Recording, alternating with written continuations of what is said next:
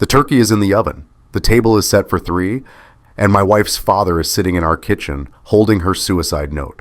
That's the first thing I see when I open the door. Not Sarah, not her smile, not her running to hug me like she always does when I come home from work trips. Just Robert Mitchell, my father-in-law, in my house, alone. The timer on the oven is beeping, that steady mechanical pulse that usually means dinner's ready, everything's normal, come wash your hands. But nothing about this is normal. I drop my duffel bag. The sound echoes in a house that feels too quiet. Robert, my voice cracks. Where's Sarah? He doesn't stand up, doesn't rush to explain. He just sits there at our kitchen table, the one Sarah and I picked out at that estate sale 2 years ago, and he looks at me with these hollow eyes. In his hands, he's holding a piece of white paper. The edges are trembling. Jake. He says my name like it's an apology. I'm sorry. I'm so sorry. The house smells like rosemary and butter. Sarah always made turkey with rosemary. She'd say it reminded her of her grandmother, or maybe that was a lie too. I don't know anymore. Where is she? I ask again. I'm still standing in the doorway. Part of me doesn't want to go further into this house. Part of me knows that once I step forward, once I hear what he's going to say, my life will split into before and after. She's gone, Jake. His voice is steady, too steady, like he's practiced this. Sarah's gone. She left this for you. He holds out the paper. I don't take it, not yet. If you've ever walked into your home and felt like it wasn't yours anymore, like reality shifted while you were gone, leave a comment saying, I felt that. You're not alone. What do you mean, gone? I force myself to move. My legs feel like they're wading through water. Gone where? Did she go to the store? Is she... Jake. He stands now. He's a tall man, Robert. Broad shoulders. Worked construction for 30 years before he retired. He looks like the kind of father-in-law who'd teach you how to fix a carburetor, who'd shake your hand too hard at your wedding and call you son. He looks like someone you trust. That's the first lie. He sets the paper on the table between us. She took her own life. 2 days ago. I found this note yesterday morning. I've been trying to reach you, but your phone was off on the plane. The words hit me like physical things. Take, own, life. 2 days ago. The timer is still beeping. I reach over and turn off the oven. My hands are shaking so hard I almost burn myself on the handle. The turkey's probably burnt by now. Sarah would have caught it earlier. She had a timer on her phone. Always set it for 5 minutes before the oven timer, just in case. Her phone. Where's her phone? I ask.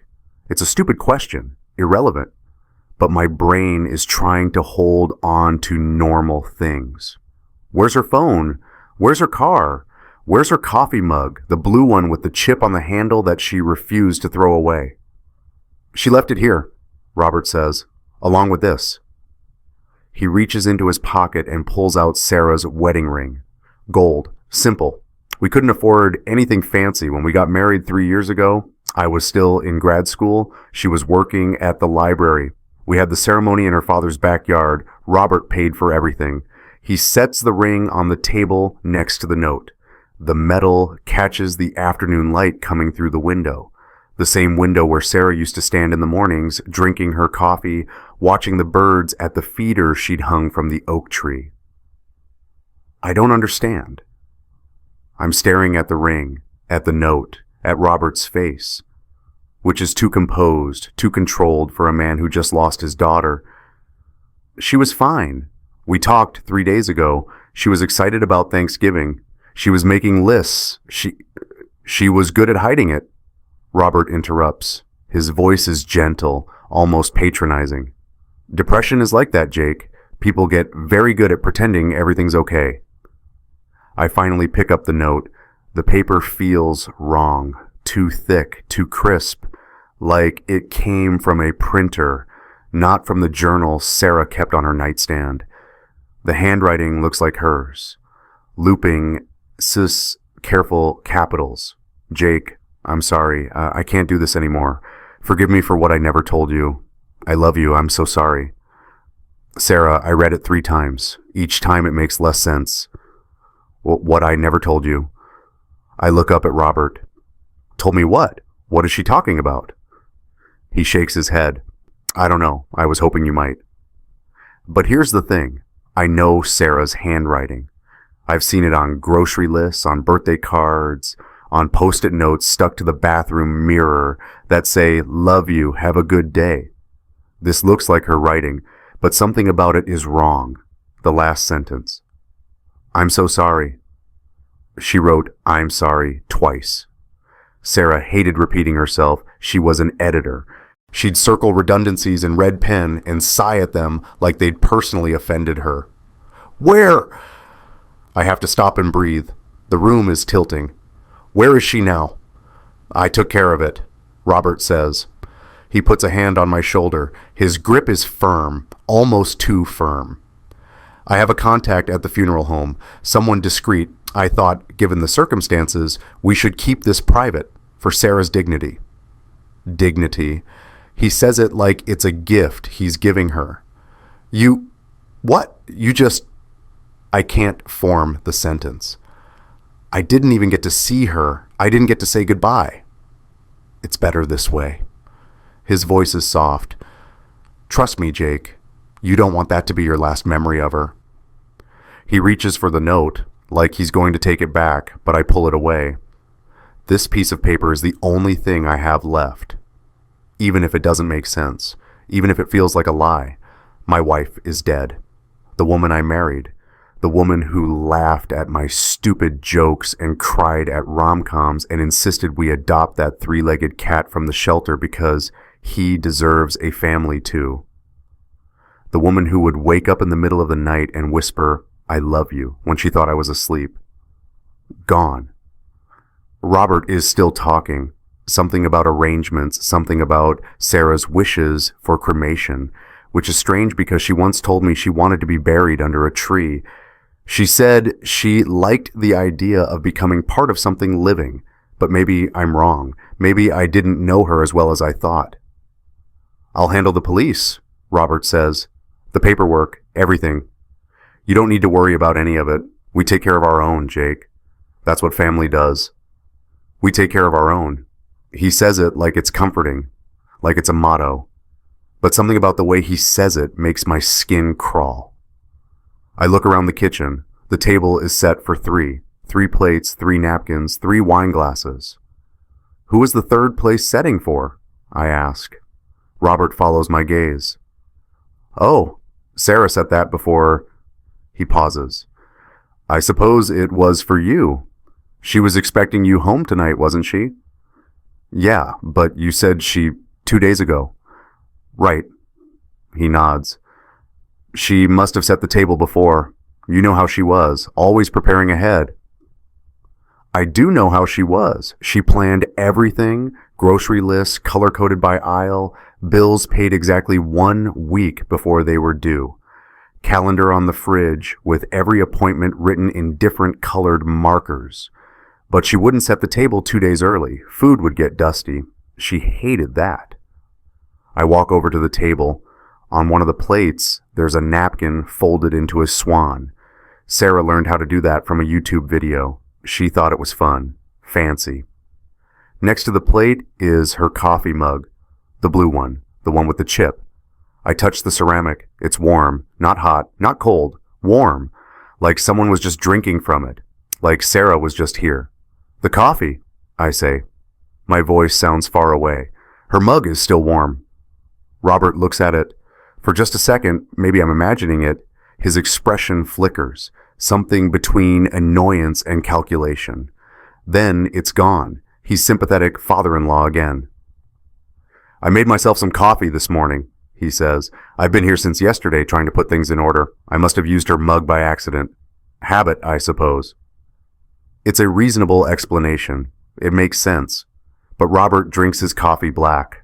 Sarah always put cream and sugar in hers, 2 sugars to be exact. She said it was the only way to make cheap coffee bearable. I look in the mug. The coffee inside is light brown, sweet smelling. The way Sarah takes it, I set the mug down carefully. My hands are still shaking. Maybe I'm in shock. Maybe grief makes you paranoid. Maybe I'm looking for problems because accepting the truth is too hard. My wife killed herself. That's what the note says. That's what her father is telling me. But something doesn't add up. I pull out my phone. 23 missed calls, 15 voicemails, all from Robert, all from yesterday and this morning, nothing from Sarah. I scroll back through our text messages. The last one is from 3 days ago, the night before I left for my conference in Seattle. Don't forget to pack your phone charger and your nice tie. Love you. Can't wait for you to come home. She added a heart emoji. She always did that.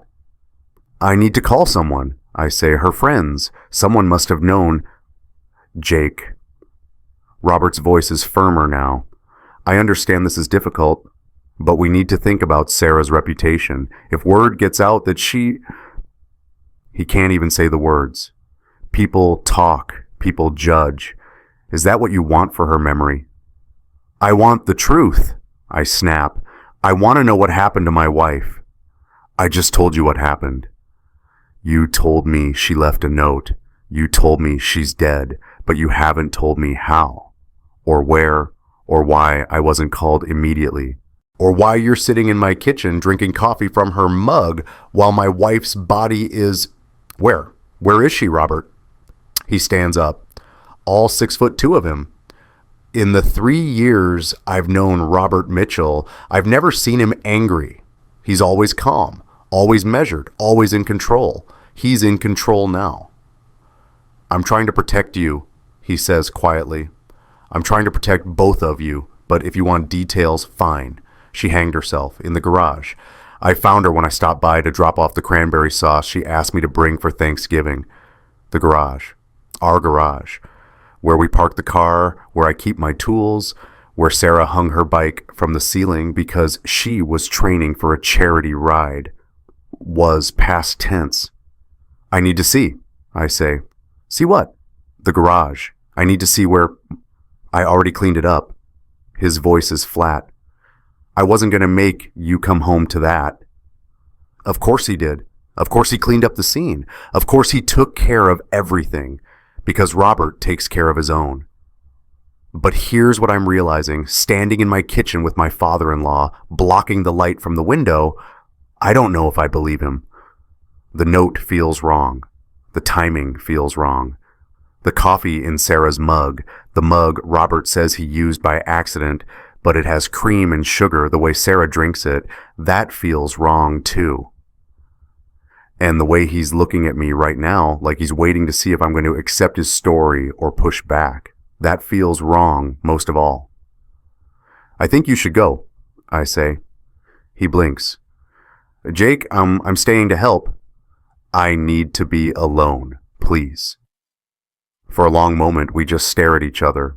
The oven timer starts beeping again. I must have hit the wrong button earlier. The sound fills the kitchen. Urgent, insistent. Finally, Robert nods. Okay, I understand. This is a lot to process. But Jake... He picks up the note from the table and hands it to me.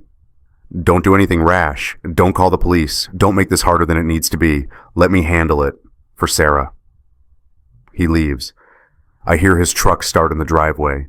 The engine rumbles, diesel, loud, and then fades as he drives away. I'm alone in my house. The house I shared with my wife. The house that still smells like her shampoo and her cooking and her presence. Except she's not here. I look down at the note in my hands. Forgive me for what I never told you. What didn't she tell me? And why does this piece of paper feel like the beginning of something instead of the end? I don't sleep that night. I sit at the kitchen table with Sarah's note and her wedding ring and her coffee mug, and I try to make sense of what Robert told me. But the more I think about it, the less sense it makes. Sarah wasn't depressed. Or if she was, she hid it better than any therapist I've ever heard of. She had bad days, sure. Everyone does. But suicide? No. That wasn't her. Was it? The problem is, I'm not sure anymore. Because if she could keep a secret big enough to drive her to this, what else didn't I know? At 3 a.m., I finally call her best friend, Maya Chen. They work together at the library. They've been friends since college. If anyone knew what was going on with Sarah, it would be Maya. She answers on the third ring. Her voice is thick with sleep. Hello? Maya, it's Jake. Jake? I hear rustling. She's sitting up. What's wrong? Is Sarah okay? Is Sarah okay? Present tense. You don't know? My voice cracks. Know what? Jake, you're scaring me. Oh, when did you last talk to Sarah? Yesterday. She called me on her lunch break. She was complaining about Mrs. Henderson returning books covered in cat hair again. Maya laughs, but it's nervous. Jake, what's going on? Yesterday. Robert said Sarah died 2 days ago, but Maya talked to her yesterday. What time? I ask. What time did she call? I don't know. 1, 2. Jake. Are you sure it was Sarah? Am I... What? Of course it was Sarah. Jake, you're freaking me out. What happened? I close my eyes. I need you to check your call log, please. Tell me exactly what time Sarah called you. There's a pause. I hear her tapping on her phone. Then, 2:47 p.m., we talked for 11 minutes. Now will you please tell me what's going on? 2:47 p.m. yesterday, 12 hours after Robert claims she wrote her suicide note. A full day after he says she died. I'll call you back, I say, and hang up before she can ask more questions. I sit there in the dark, holding my phone, and I realize something. Robert lied. Maybe not about everything, but about the timeline, definitely. Which means maybe he lied about other things too. Which means my wife might still be alive. Or, and this is the thought that makes my blood run cold, something else is going on here. Something worse than suicide. I get up and start searching. Sarah's office is at the end of the hallway. I've only been in there a handful of times. She liked her privacy when she was working. Said it helped her focus. The door's closed. I turn the handle and push it open. Everything is exactly how she left it. Books stacked on the desk. Her reading glasses folded on top of a manuscript she was editing. A framed photo of us from our honeymoon in Cape Cod. Both of us sunburned and grinning, holding ice cream cones. I pick up the frame, dust the glass with my thumb. We look so young in this picture. So happy. So naive. Forgive me for what I never told you. I set the photo down and start searching.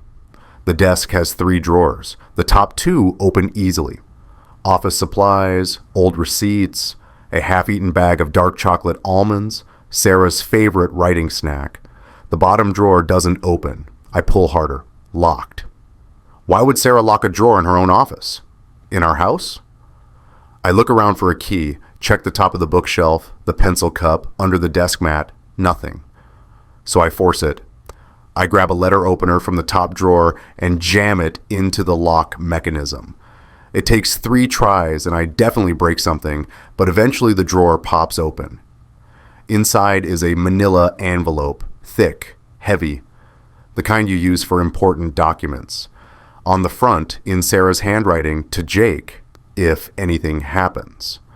My hands are shaking so hard I almost drop it. If anything happens, she knew. She knew something might happen to her. I break the seal. Red wax, Sarah always loved old-fashioned things, and pull out the contents. First, newspaper clippings, yellowed with age. The paper is brittle, corners crumbling. The headline on top reads, "Local woman missing, foul play suspected." The article is dated April 2009, 16 years ago. Carol Mitchell, 39, was reported missing by neighbors on April 3rd after not being seen for several days. Mitchell's husband, Robert Mitchell, told police his wife left to visit family in Oregon, but authorities have found no evidence of her travel. Mitchell's vehicle remains in the garage. Her purse and identification were found in the home. Detective James Patterson stated, "We are treating this as a suspicious disappearance. We urge anyone with information to contact the police immediately." Carol Mitchell, Sarah's mother. Sarah told me her mother died when she was 13. Cancer. She said she didn't like to talk about it because the memories were too painful. But according to this article, her mother didn't die of cancer. She disappeared. And the police suspected Robert. I flipped through the other clippings, more articles about the investigation, about search parties, about how the case eventually went cold. Then, at the bottom of the stack, Mitchell case closed, no charges filed. After 18 months of investigation, police have officially closed the Carol Mitchell case due to lack of evidence. Despite initial suspicions of foul play, authorities could not establish probable cause for charges against anyone. Robert Mitchell, Carol's husband, maintains his wife left voluntarily. "I hope she's found peace wherever she is," Mitchell stated. "My daughter and I have learned to move on." My daughter and I have learned to move on. I set down the clippings and pull out the next item in the envelope, a birth certificate. But it's not Sarah's name on it. Name: Jennifer Marie Torres. Date of birth: March 15th, 1989. Place of birth: Sacramento, California. Mother: Carol Ann Torres. Father: blank. The photo attached shows a teenage girl, maybe 16, dark hair, brown eyes. She looks like Sarah. She looks exactly like Sarah. But the name is wrong.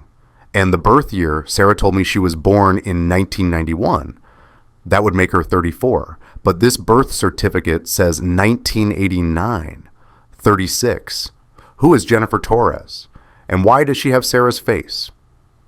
At the bottom of the envelope is a small brass key. Attached to it is a tag with an address: First National Bank, Safety Deposit Box 247. I sit back in Sarah's desk chair. My head is spinning. Nothing makes sense. The woman I married, was her name even Sarah? Was anything she told me true? The handwriting on the envelope stares up at me. If anything happens. She knew. She was preparing for this. For whatever this is. I pull out my phone and take pictures of everything. The articles, the birth certificate, the key, evidence. In case what? In case Robert comes back and takes it? In case I need to prove to someone that my wife had a secret life? I'm putting everything back in the envelope when I hear it. A knock at the front door. It's 4:30 in the morning. No one knocks on doors at 4:30 in the morning unless something's wrong. I shove the envelope under my shirt and walk to the front door. Through the peephole, I see Mrs. Patterson from next door. She's wearing a bathrobe and slippers. Her white hair is in curlers. I open the door. "Mrs. Patterson, are you okay?" "Jake." She looks relieved. "I saw your lights on. I was worried. I heard you were out of town, and then I saw Robert's truck here yesterday, and I thought..." She stops, looks at me more carefully. "Are you all right? You look terrible." "I'm fine. It's just family stuff." "Is Sarah okay?" Is Sarah okay? Everyone keeps asking me that in present tense, like the universe knows something I don't. Actually, I don't know how to explain this. Have you seen Sarah in the past few days? Mrs. Patterson frowns. "Well, yes, day before yesterday, in the morning, around 10. My heart stops. "You saw her?" "She was loading suitcases into a car. I thought maybe you two were going on a trip for Thanksgiving." "What car?" "We only have one car, Sarah's Honda, and Robert said it's still in the garage." "Not her car, a black sedan, 4-door. I didn't recognize it." "Was she alone?" Mrs. Patterson hesitates. "No, there was a woman with her, older, short gray hair, professional looking, wearing a gray suit. She helped Sarah with the bags." A woman in a gray suit. Not Robert, not suicide, someone else. "Mrs. Patterson," I'm trying to keep my voice steady. "This is very important. Do you have security cameras?" "Oh yes, Harold installed them last year after that break-in on Maple Street. They record everything." "Can I see the footage? From 2 days ago?" She nods slowly. "Come over, I'll make coffee." Mrs. Patterson's kitchen smells like mothballs and cats. She has 3 of them. They circle my ankles while she pulls up the security footage on her tablet. "Here," she says, turning the screen toward me. 10:17 a.m., day before yesterday. I watch the grainy footage. The angle shows our driveway and part of the front door. A black sedan pulls up. A woman gets out, gray hair, gray suit, exactly like Mrs. Patterson described. She walks to our front door, knocks. Sarah answers. She's wearing jeans and her favorite sweater, the red one. She's carrying a duffel bag. They talk for a moment. I can't hear what they're saying, but Sarah nods. She looks, not scared, not upset, determined. She goes back inside, comes out with another bag and her purse. The woman helps her load everything into the car. Sarah looks back at the house once, just once. Then she gets in the passenger seat. The sedan drives away. Timestamp 10:43 a.m. I watch it 3 more times. Sarah is alive in this footage, very alive. Walking, talking, making decisions, leaving. Not suicide, not alone. Not Sarah's choice, or was it? Can you send this to me? I ask. Mrs. Patterson nods. Of course, but Jake, should we call the police? No. The word comes out too fast. No, not yet. I need to figure out what's going on first. Is Sarah in trouble? I don't know how to answer that. I think she might be, but I think she knew it was coming. Here's my question for you. If someone you loved lied about their entire past, but their love for you was real, could you forgive them? Team forgive or team walk away? Comment below. I wait until 8 a.m. to confront Robert. I call him and tell him we need to talk. He suggests his house, but I say no. Public place. I pick a diner on the highway. Lots of witnesses, lots of people. If I'm right about this, if Sarah didn't kill herself, if Robert is lying, I don't want to be alone with him. He's already there when I arrive, sitting in a booth by the window, coffee in front of him, black, no sugar. He looks like he slept well, like he has nothing to worry about. I slide into the seat across from him and drop the envelope on the table between us. His eyes flick to it. Something crosses his face. Just for a second. Then it's gone. What's this? He asks. You tell me. I pull out the newspaper clippings and spread them across the table. Carol Mitchell, Sarah's mother, who didn't die of cancer, who disappeared, who the police suspected you of killing. Robert's jaw tightens. You've been going through Sarah's things. She left them for me in an envelope that said, if anything happens. She knew something might happen to her, Robert, and now she's gone. So yeah, I've been going through her things. A waitress approaches. Can I get you? We're fine, Robert says without looking at her. His eyes are locked on mine. She leaves. You lied to me, I continue. About how Sarah's mother died, about the timeline of Sarah's death. You said she died 2 days ago, but I have footage of her leaving the house yesterday morning, alive, with a woman in a gray suit. You don't understand? Then help me understand. I'm trying to keep my voice down, but it's getting harder, because from where I'm sitting, it looks like you did something to my wife, just like you did something to your first wife. Robert leans forward. His voice drops to a whisper. I am trying to protect her. From what? From herself, from her past, from people who want to hurt her. What people? What past? I pull out the birth certificate. Who is Jennifer Torres? He closes his eyes. For the first time since I've known him, Robert Mitchell looks old, tired, defeated. That's Sarah's real name, he says quietly, before witness protection. The words hit me like a sledgehammer. Witness protection? She testified against people, very dangerous people. When she was 19, they put her in the program, changed her name, changed her whole life. Testified against who? Robert looks out the window. Me. The diner is too loud. Someone's laughing at the counter. A baby is crying in a high chair. Plates are clattering in the kitchen, but all I can hear is that one word, me. She testified against you? I repeat. What did you do? Financial crimes, embezzlement, money laundering. I worked for a company that... He waves his hand. The details don't matter. What matters is that Sarah, Jennifer, found proof. She was working as my assistant that summer. She was just a kid. She found the evidence and she went to the FBI. And they put her in witness protection. They put her in witness protection, he confirms. Changed her name from Jennifer Torres to Sarah Mitchell. Gave her a new identity. A new life, away from me. But you found her. His smile is cold. I always knew where she was, Jake. The FBI thought they were so clever, but I have resources, contacts. I've been watching her for 15 years, making sure she stayed safe, making sure she didn't talk. My stomach turns. You've been, what? Stalking your own daughter? Protecting her, he snaps. If certain people knew where she was, what she did, they'd kill her. So I watched. I made sure no one else found her. And when she met you, when she decided to get married, to build a normal life, I allowed it. I paid for your wedding. I played the doting father because we take care of our own, Jake. There it is again, that phrase. But now I understand what it really means. Control, ownership, possession. Where is she now? I ask. Somewhere safe. That's not an answer. It's the only answer I'm giving you. He stands up, drops a 20 on the table for his coffee. Go home, Jake. Grieve your wife. Move on. Forget you ever found that envelope. And if I don't? He leans down, close enough that I can smell his cologne. Expensive. Overpowering. Then you'll end up like Carol, he whispers. And that would be a shame. Sarah really did love you.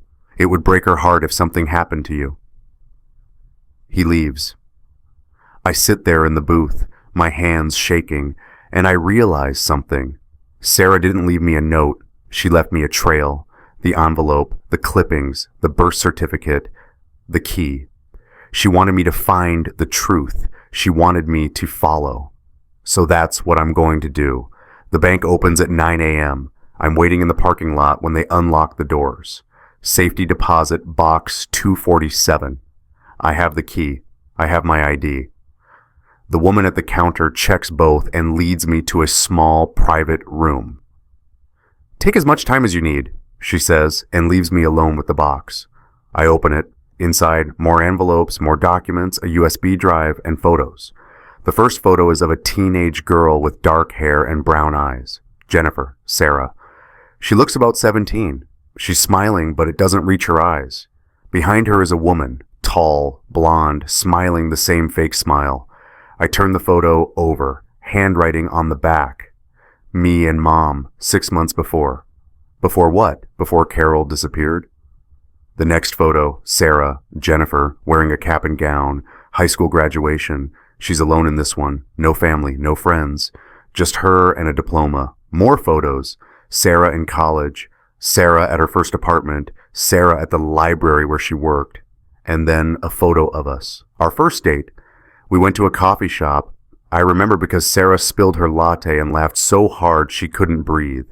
Someone must have taken this photo without us knowing. We're sitting across from each other, and she's looking at me like I'm the most interesting thing in the world. On the back, Jake. First time I felt safe. My throat tightens. I set aside the photos and pick up the first envelope. Inside, witness protection documents. Official FBI paperwork detailing Jennifer Torres's entry into the program. Her new identity. Her relocation. And a note from her case agent. Jennifer, if you're reading this, it means you've had to run again. Use the emergency contact number. We'll move you. Stay safe. Agent Morrison. The second envelope contains more newspaper clippings, but these aren't about Carol. These are about Robert's trial. His conviction. His 3-year prison sentence, reduced to 18 months for cooperation. He ratted out bigger fish to save himself. And then, at the bottom, an article about his release, with a note in Sarah's handwriting. He got out early, 3 months ago. That's when I knew, 3 months ago. Right before I left for my conference, right before Thanksgiving. She knew he was coming for her. The USB drive is last. I pull out my laptop. I brought it, hoping I'd find something, and plug it in. One file, video, dated 6 months ago. I click play. Sarah's face fills the screen. She's sitting in the same room. I can see the bank's beige walls behind her, and she looks exhausted, like she hasn't slept in days. Jake, she says, and her voice cracks. If you're watching this, it means Robert found me. It means I had to run. Or, she swallows hard. Or something worse. I'm watching my wife record her own goodbye message. I can barely breathe. I'm sorry, she continues. I'm so sorry I lied to you about my name, about my past, about my father. But I need you to understand.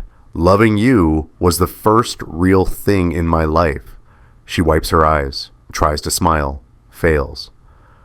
My name is Jennifer Marie Torres. I was born March 15th, 1989 in Sacramento. My mother was Carol Torres. She was kind, she was gentle, and my father killed her. The room is too quiet, too small. I don't have proof, Sarah says. No body, no confession, but I know. I've always known. She didn't leave. She didn't abandon me. He made her disappear. Her voice hardens. When I was 19, I found evidence that Robert was embezzling from his company millions of dollars. I turned him in because I thought, I don't know what I thought, that justice mattered, that doing the right thing would keep me safe. She laughs, but there's no humor in it. They put me in witness protection, gave me a new name, told me I'd be safe. And for 15 years, I was. I built a new life. I became someone else. I became Sarah. She looks directly at the camera, directly at me.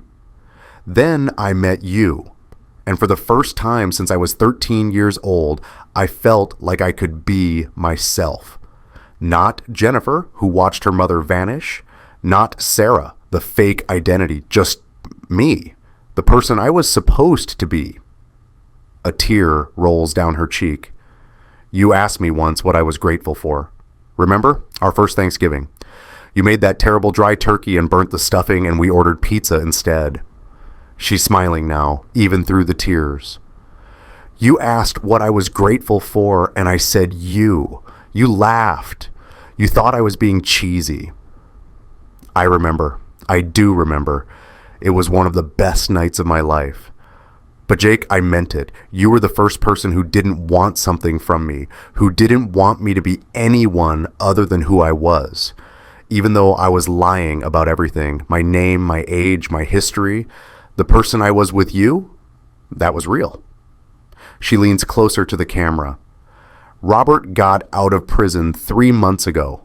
I didn't know until I saw him at the grocery store, just standing there in the produce section, watching me. He didn't say anything. He didn't have to. Her hands are shaking. She clasps them together. I tried to run. I contacted Agent Morrison, but she said the program doesn't provide protection from family members, only from the criminals I testified against. She said unless Robert threatened me directly, there was nothing they could do. So I'm making this video as proof, as evidence, as, I don't know, a will, maybe. She takes a deep breath. If something happens to me, it wasn't suicide. It was Robert. He always said, we take care of our own. He meant it.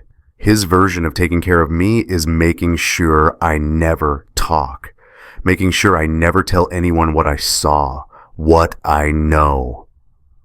I love you, Jake. I love you so much. And I'm sorry. I'm sorry for lying. I'm sorry for leaving.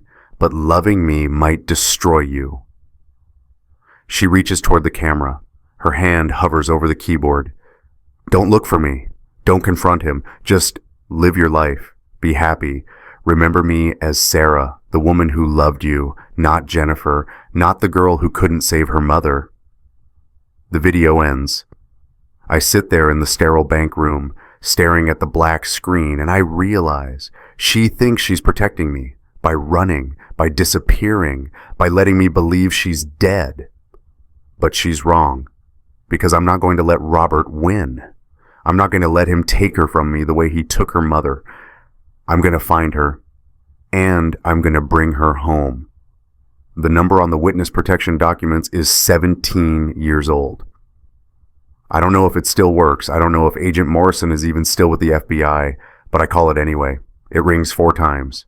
Then Morrison. Her voice is brisk, professional. I can hear typing in the background. Agent Morrison, my name is Jake Harrison. I was married to Jennifer Torres. You knew her as Sarah Mitchell. The typing stops. Is she all right? I don't know. She's missing. Her father, Robert Mitchell, he claims she committed suicide, but I have evidence that she's alive, that she ran, and I think he's involved. There's a long pause. Where are you right now? At First National Bank, I found Sarah's safety deposit box. I watched the video she left. The one where she talks about Robert. You knew about it? She told me she was making it 6 months ago, right after Robert was released. I advised her to document everything. Morrison's voice softened slightly. Mr. Harrison, I need you to listen carefully. Robert Mitchell is dangerous. Not physically, he's never been violent, but he's manipulative, controlling, and he has resources we've never been able to fully trace. He said he's been watching Sarah for 15 years, that he always knew where she was. That doesn't surprise me. The witness protection program is good, but it's not perfect, especially when the threat is family. She pauses. What do you want from me, Mr. Harrison? I want to bring him down. I want Sarah to be free. Actually free. Not hiding, not running. That requires evidence, proof of stalking, harassment, threats. The video helps, but we'd need more. Something concrete, something admissible. I think about the newspaper clippings, the security footage, Robert's own words at the diner. You'll end up like Carol. What if I could get him to confess? I ask.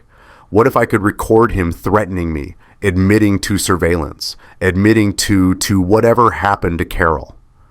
That would be very helpful. It would also be very dangerous. I don't care. Morrison is quiet for a moment, then, bring him to the house. Your house. Make him think you believe him, that you're willing to cooperate. Keep him talking. We'll be listening. You'll wire me. We'll do better than that.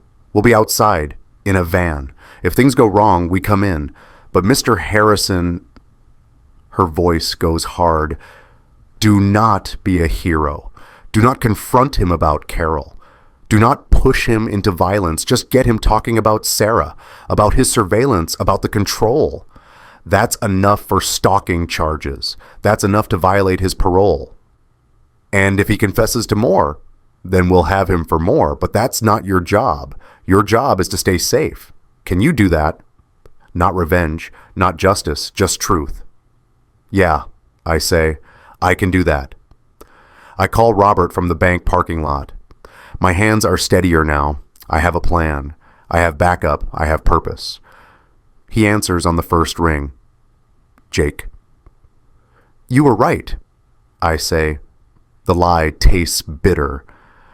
About all of it. I should just move on. Forget about Sarah. Forget about everything. I'm glad you're being reasonable. But I need closure. I need to say goodbye properly. Can you come to the house tonight? We'll have that Thanksgiving dinner Sarah planned, just the two of us, to honor her memory. There's a pause. He's calculating, weighing whether this is a trap. What time? He finally asks. 6 o'clock. I'll cook the turkey. We'll do it right, the way she would have wanted. All right, Jake, I'll be there. He hangs up. I sit in my car and I let myself shake. Let myself feel the fear I've been pushing down. Because Agent Morrison is right. This is dangerous. Robert has already made one woman disappear. Maybe two if Sarah's really gone. But I can't think like that. Sarah's alive. She has to be. Because if she's not, then none of this matters.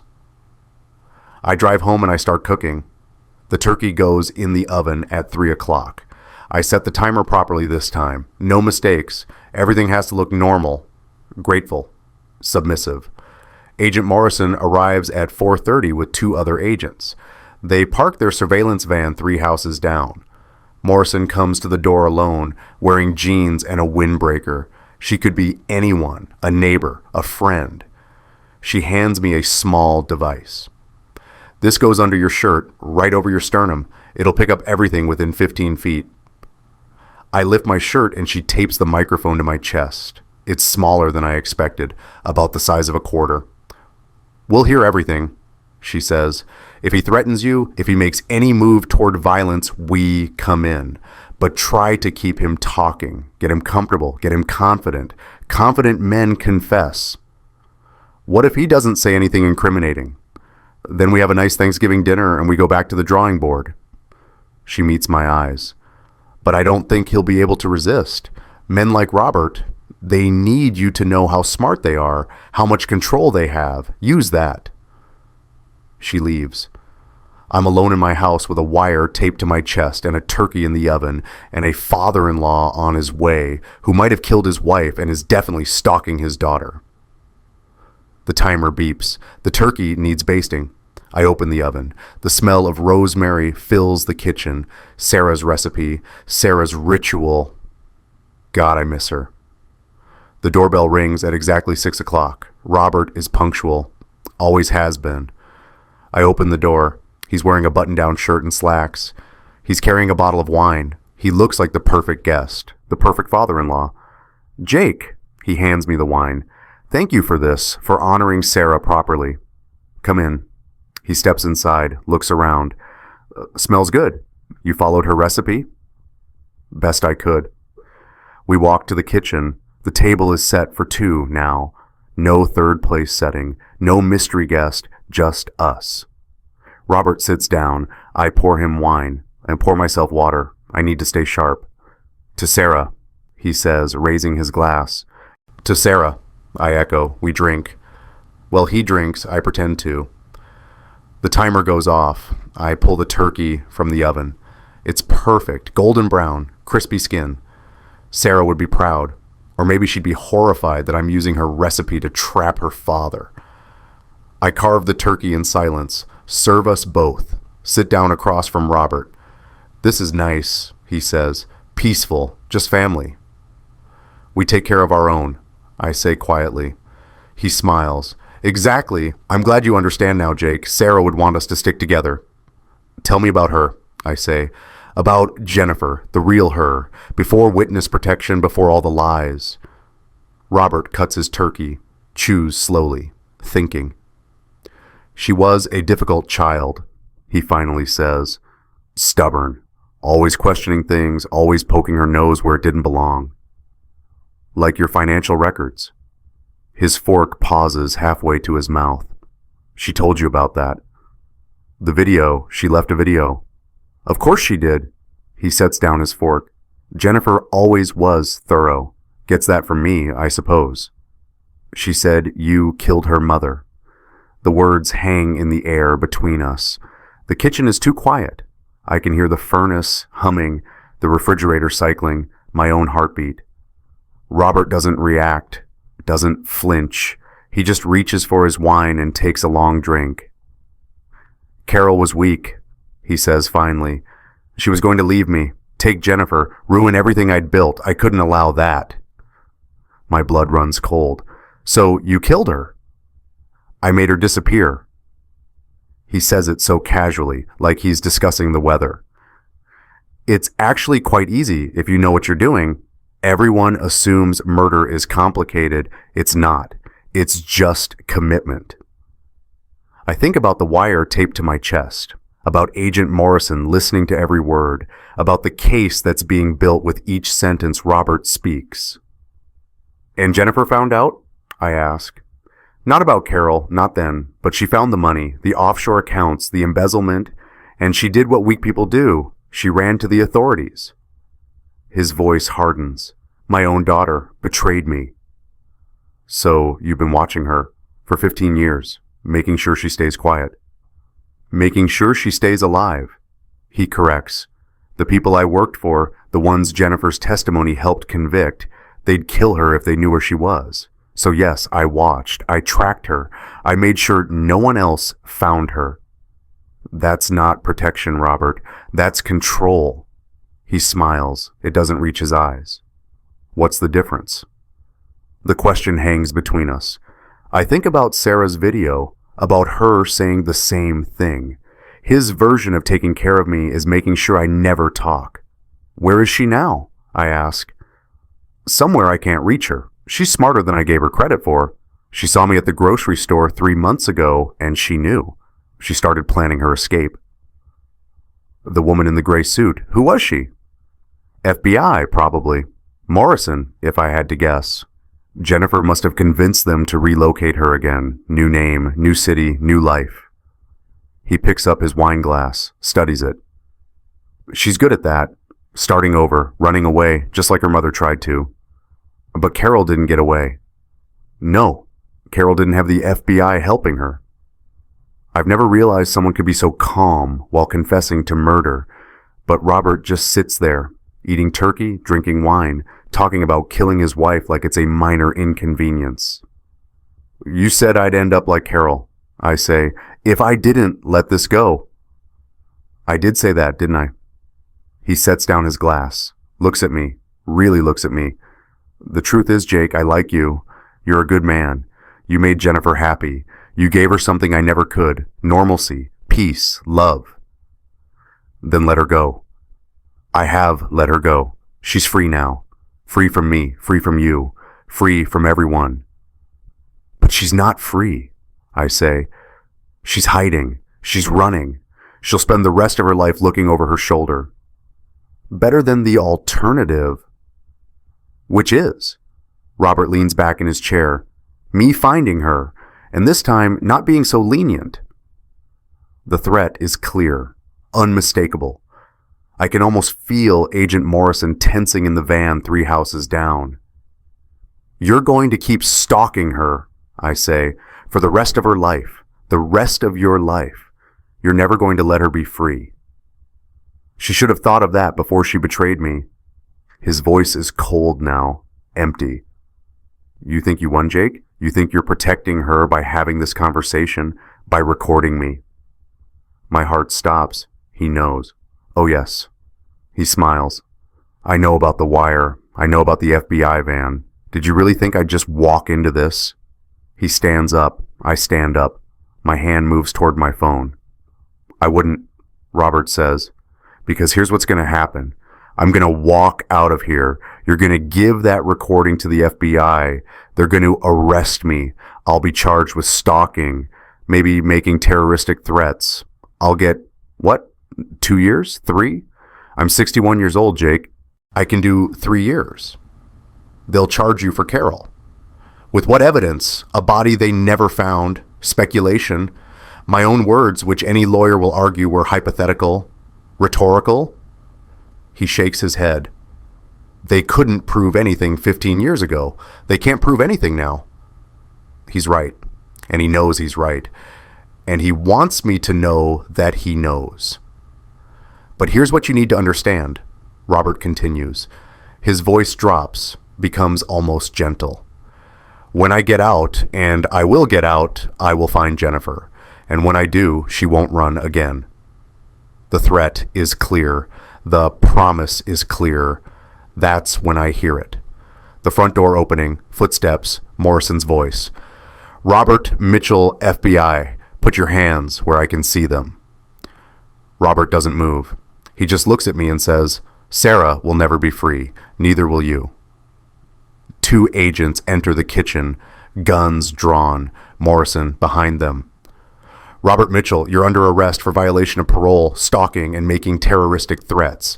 You have the right to remain silent. Robert holds out his wrists, lets them cuff him, never breaks eye contact with me. As they lead him away, he calls over his shoulder, Give her my love, Jake, when you see her. Tell her Daddy says hello. The door closes. He's gone, but his words remain, echoing in my empty kitchen. Sarah will never be free. I missed so many signs. Looking back, they were everywhere. Have you ever realized someone was lying to you the whole time? What gave them away? Drop your story below. Maybe it'll help someone else. I sit at the kitchen table for a long time after they take Robert away.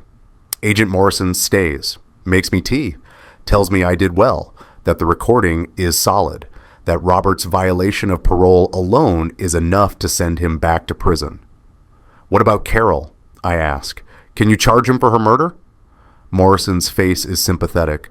We'll reopen the case, look at everything with fresh eyes, but without a body, without forensic evidence, it's difficult. So he gets away with it. He gets 3 to 5 years for parole violation and stalking. It's not nothing, but it's not justice either. Not really. Morrison finishes her tea, stands. For what it's worth, you did the right thing. And Jake, she hesitates. I'll try to get a message to Sarah. Let her know Robert's in custody. Let her know it's safe. Will she come back? I don't know. That's her choice. After Morrison leaves, I sit in the silence and I realize something. Robert was right about one thing. Sarah will never be fully free. Even with him in prison, even with new identities and FBI protection, she'll always be running, always looking over her shoulder, always wondering when the next threat will appear. Unless she chooses differently, unless she chooses to stop running and start living. My phone buzzes, unknown number. I almost don't answer. But something makes me. I swipe to accept. Hello? Silence, just breathing. Then, Jake? It's her. It's Sarah. My breath catches. Sarah. God, Sarah, where are you? I saw the news about Robert, about the arrest. Her voice is small, frightened. You did that? I had to. He was going to keep hunting you forever. I know. She's crying. I can hear it. I know, and I'm sorry. I'm so sorry I left you like that. I'm sorry I lied about everything. Where are you? I ask again. I can't tell you, not yet, but Jake. She pauses. I'm coming home. If you'll have me, if you can forgive me, I'm coming home. When? 3 days. I have to. There's paperwork, there's arrangements, but 3 days. I'll be here, I say. I'll be waiting. I love you, she whispers. I never stopped. Even when I was lying about everything else, that was always true. I love you too. She hangs up. I sit there in my kitchen with my cold tea and my burnt turkey and my empty house, and I let myself hope. 3 days. I can wait 3 days. She arrives on a Tuesday afternoon, no fanfare, no FBI escort, just Sarah standing on our porch with a duffel bag and tear-stained cheeks. I open the door. We stare at each other. She looks different, thinner, older, like she's aged years in the few days she's been gone. Her hair is shorter, different color, closer to her natural brown than the lightened shade she'd been wearing. Hi, she says. Hi. She looks down at her bag, at her hands, at anything but me. I understand if you can't forgive me. I understand if you want me to leave, but I needed to see you. I needed to say, I'm sorry, to your face. I step aside. Come in.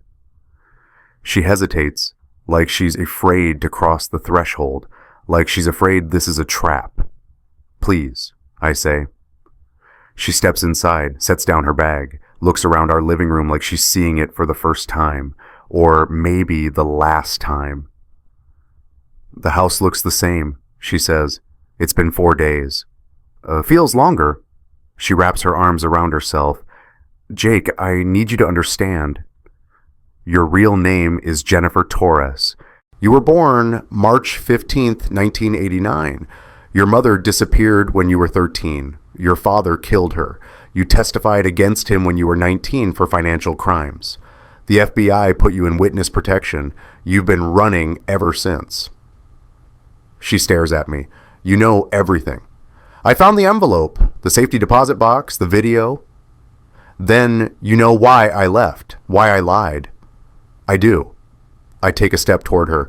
But I need to know one thing. Was any of it real? Us, our marriage, the life we built, was any of it real? Her eyes fill with tears. All of it was real. Jake, I lied about my name. I lied about my past. I lied about my age and my history and my family. But I never lied about loving you. She reaches into her pocket and pulls out something. A photo. Crumpled, worn. Our wedding picture. The one I saw in the safety deposit box. I kept this, she says. Every day I was gone, I looked at it and I remembered who I really am. Not Jennifer, the girl who lost her mother. Not Sarah, the fake identity. But your wife, if you still want me to be. I take the photo. Look at our younger selves. So happy, so naive. I married you, I say quietly. I promised to stay, for better or worse. I meant it. Even now? Even knowing everything? Especially now. I close the distance between us. Sarah, Jennifer, whoever you are, I choose you. I choose us. She collapses into my arms, sobbing. I hold her and I let her cry, and I realize something. Robert was wrong. She can be free. We can be free. Because freedom isn't about running. It's about choosing who you run with. 3 weeks later, Maya comes over for dinner. Real Thanksgiving this time. Late November instead of early, but better late than never. Sarah is in the kitchen making turkey. Her recipe. The right way this time. The timer is set. Everything is under control. Maya brings wine. Hugs us both. Asks the questions we've been dodging for weeks. So, what actually happened? Sarah and I exchange glances. We've talked about this, about how much to share, how much to keep private. Family stuff, Sarah says finally. My dad and I, we have a complicated history. I needed space. Jake helped me get it. It's not a lie, but it's not the whole truth either. Maya seems to accept it. Or maybe she just knows not to push. Good friends know when to ask and when to just be present. The turkey timer goes off. Perfect timing. Sarah pulls it from the oven and it's golden, crispy, beautiful. It's perfect, I say. It's just turkey. She laughs, but she's pleased, I can tell. We sit down to eat. The table is set for 3, Maya at one end, Sarah and I on either side, close enough to touch. Before we eat, Maya raises her glass. To found family. Sarah squeezes my hand under the table. To people who stay. I look at her, at the woman who lied about everything except the things that mattered, at the woman who ran for 15 years and finally stopped. On the wall behind the table, in a new frame, is a child's drawing, crayon figures holding hands. Sarah found it in her storage unit, one of the few things she'd kept from her childhood. She hung it yesterday, said it felt right. What's that? Maya asks, noticing. Sarah's smile is soft. Something I drew when I was 8, before I learned to be afraid. It's beautiful. Yeah, Sarah says. She looks at me. It is. The timer goes off again. I set it for the mashed potatoes this time. Everything's coming together, finally. We eat, we laugh, we tell stories, and for the first time in weeks, maybe years, I feel like I'm exactly where I'm supposed to be. After dinner, after Maya leaves, Sarah and I stand in the kitchen doing dishes. It's domestic, normal, perfect. Jake, she says quietly. Yeah. Thank you for not leaving. I dry a plate, set it in the cabinet, turn to face her. We don't leave, I say. Remember, that's what family does. She smiles, a real smile.